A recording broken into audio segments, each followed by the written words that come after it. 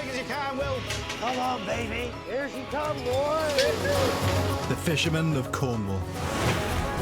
For hundreds of years, they've worked some of the richest fishing grounds in the world. When you get a nice bag of fish come up, I don't think there's a better feeling in the world, you know. There's fish! There's fish! It's a way of life handed down through generations. I'll be the youngest in the fleet. That's not a bad status to have, is it?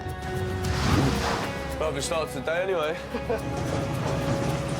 Woman overboard! Oh, no! Now a sea change is coming, the biggest the industry has seen in 50 years. Fishing is the acid test of Brexit. Taking back control of our waters, a brighter future beckons. It was either vote to stay in or vote to get out, wasn't it? Just get out, like. Beautiful. What's life really like, living and working in the wild west of Britain? Can't ask for a better office. One thing a youngster these days needs is steady money coming in, and fishing doesn't guarantee that. And what does the future hold for this fishing life? Bigger the boat, bigger the balls, mate. I'm in a gambling mood today, yeah. When you're at sea, fine weather, and there's a bit of fish coming over the rail, there's no better job. There isn't a better job in the world.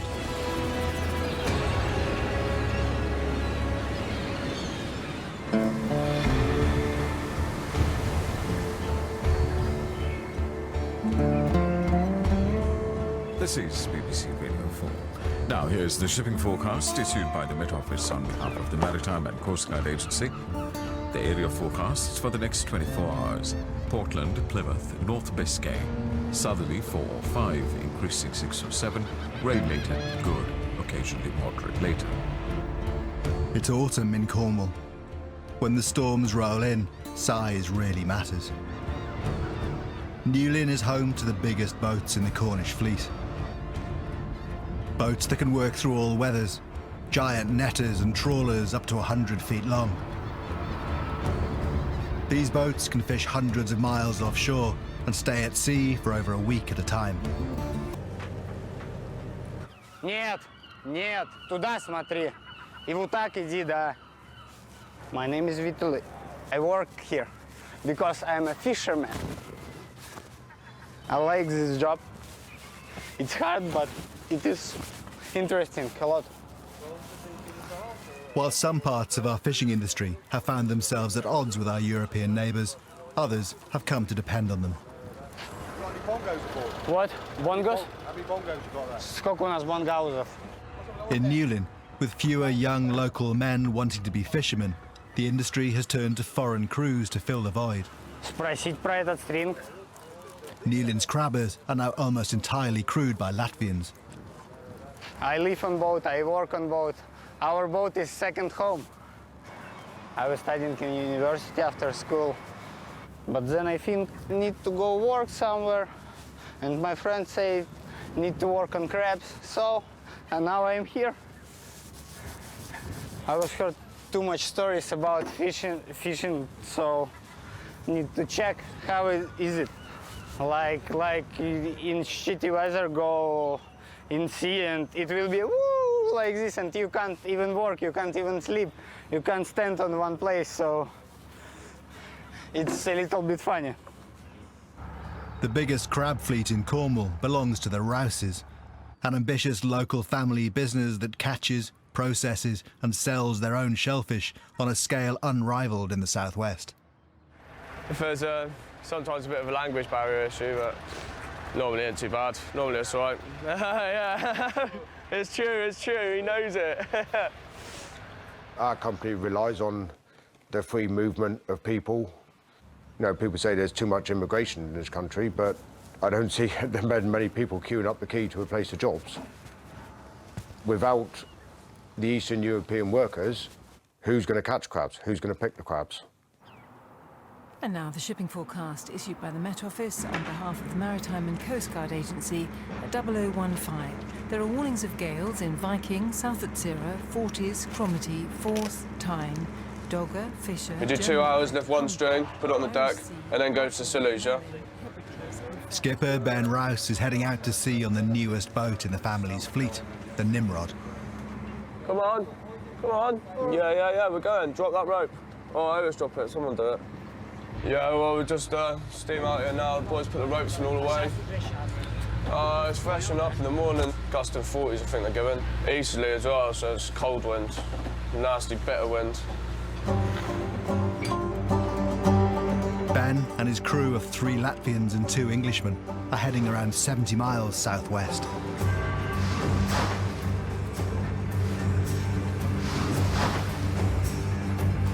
Lovely start to the day anyway.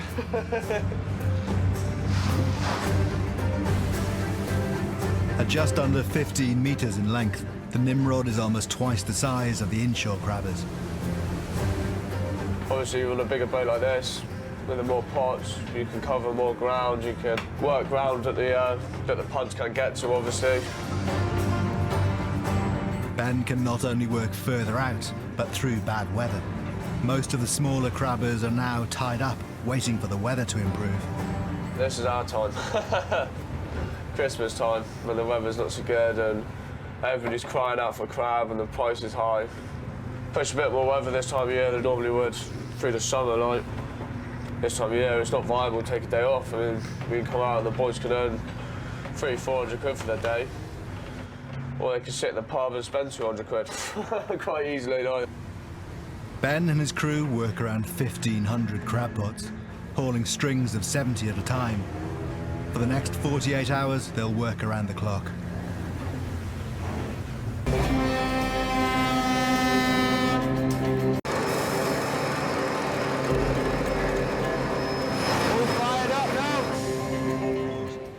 The winds of change are blowing through Cornwall. Just send 4 down straight away, yeah? And then we'll do 1 up, 1 down, 1 up, 1 down.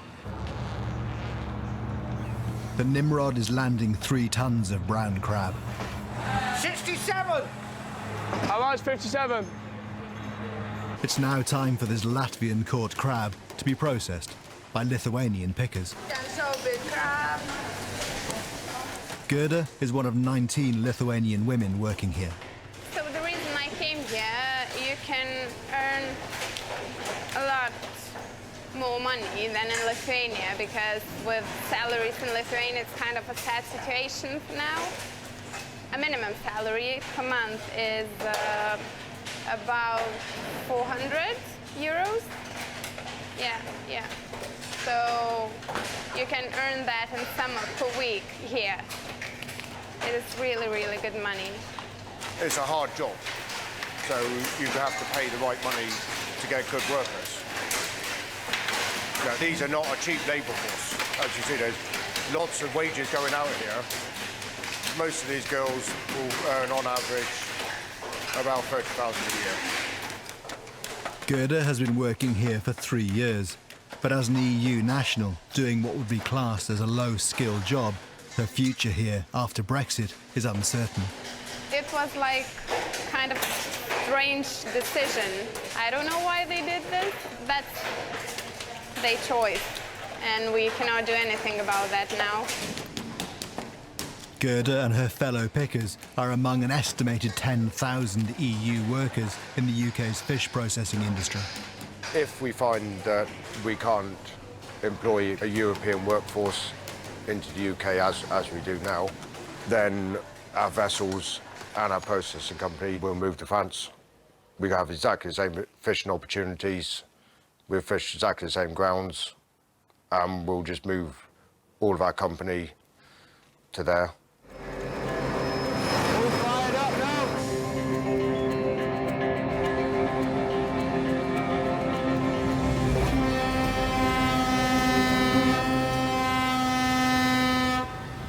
Cornwall sits on a maritime crossroads, the meeting point of 2 ocean currents.